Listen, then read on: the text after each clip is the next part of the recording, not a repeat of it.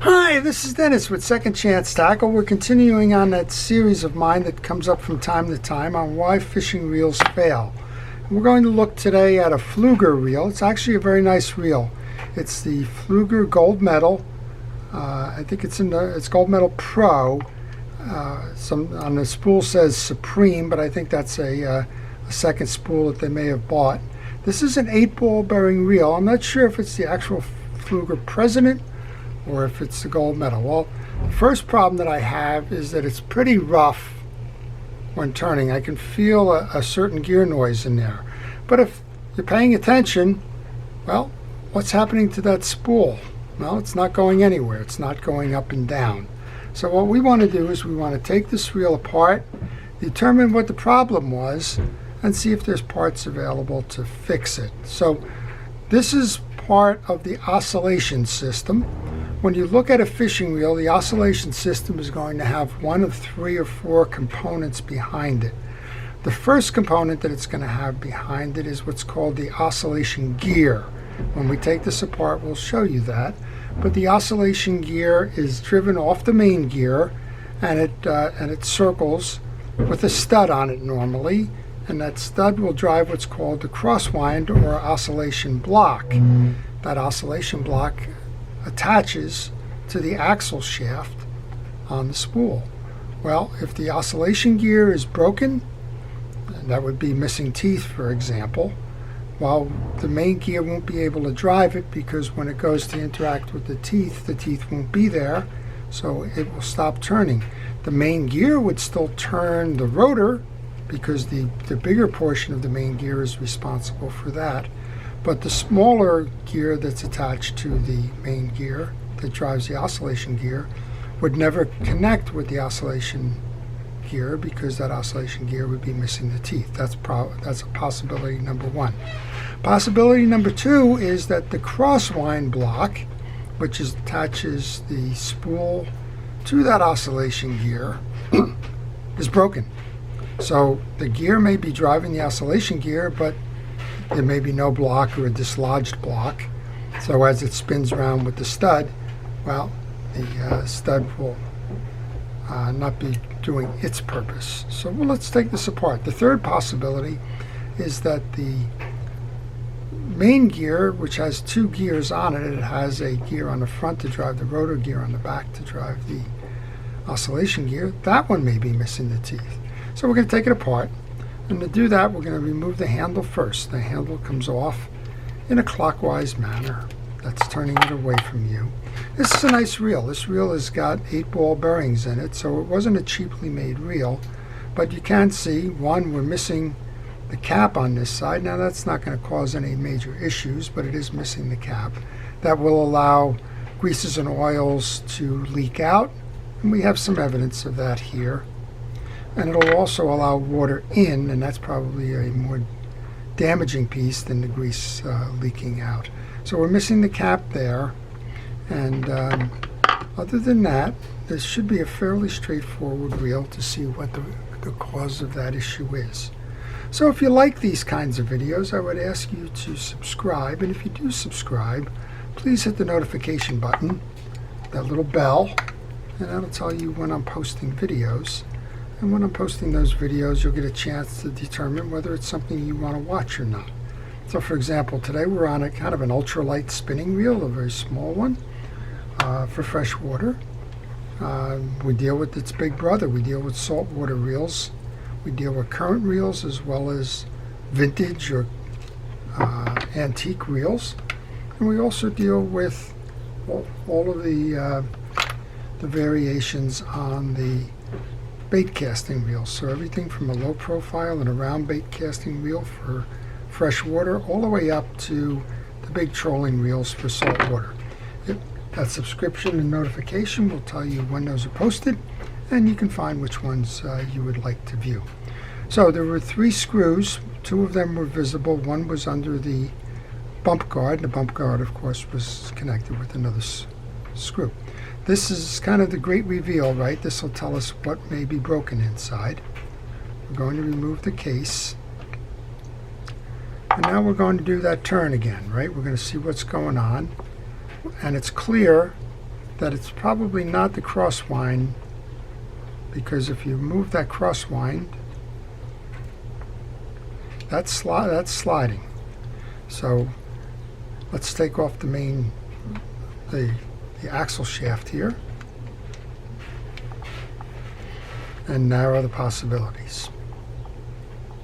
If you have a question on a reel, maybe you have a reel that's not functioning properly and you want to know more about that reel, or maybe you want to help narrow the problems that's the cause of the issue that you're having, if you leave that in the comment section of this video, I will try to respond to you and see if I can't help you narrow those pieces.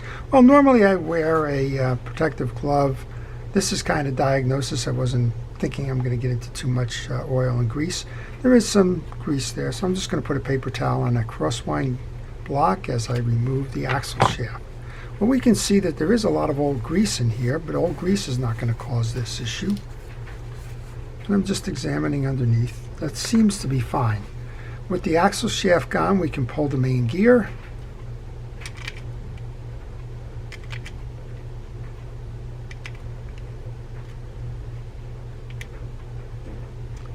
I'll take the bearing off first, then take the main gear off.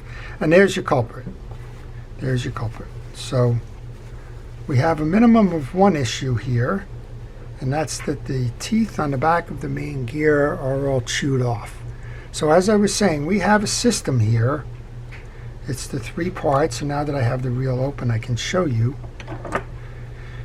The main gear is going to drive the rotor. We saw that's doing fine, which means that the outer teeth on the main gear, these are not a problem. The inner one, the one where we see all of those chipped or worn teeth, well, that drives an oscillation gear, which is sitting behind here. And what we're going to do right now, we're going to check that oscillation gear. And as much as it looks like it's okay, oh, there you go, we're missing a tooth. I don't know if we can see that, but right here on the oscillation gear, we're missing a tooth. Right there.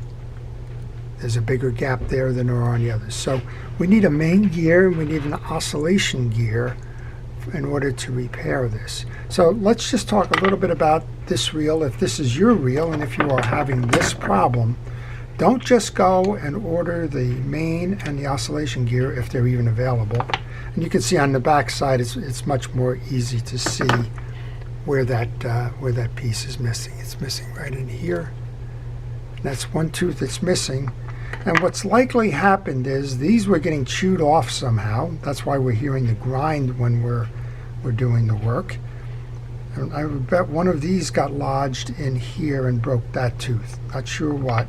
That's usually the problem is usually caused with this one by somebody getting tangled up. This is a freshwater reel, so let's say they got caught on a tree, maybe an underwater log or something, possibly a rock or some other thing, and they tried to power out of it. By power out of it, I mean crank out of it. Instead of grabbing the line and pulling the line off, they tried to crank it. Well, the weakest part of the reel is going to go. That would be this, because it's a pot metal kind of a gear. And then this one's secondarily chipped as well. All right, so let's say you went out and you ordered the oscillation gear and the main gear for this. I wouldn't just take it, snap it back in, and make it go. We know that there are pieces missing from this gear and from the oscillation gear. So you need to do a thorough cleaning inside this case so that all those pieces are accounted for before you reassemble a reel. For example, there's a tooth right there on the end of my pick. So you're going to want to remove the rotor, then go ahead and do a thorough cleaning. The first thing I probably would do is just get a squirter or use a high pressure on a water tap and just kind of clean out as much as I could just by water flow. Here's another tooth that's missing here. So you can see that there are a lot of teeth that have broken off, and every one of them will damage the reel further if you don't get them out. Here's a third. So these are all the teeth. These are all the teeth that were in the back of that main gear. So you got to get all of those out. Blast it with with water. If you have a squirt hose, maybe attached to your home or whatever that you use for doing a car, squirt it out that way. Use the water pressure first. Try to blow it all out that way. And then come on back in, do what I'm doing, pick it out. You could use cotton swabs or something. Whatever it is, you need to make absolutely certain that you have every piece out of there. Otherwise, you're just asking for it, and here's another one down here.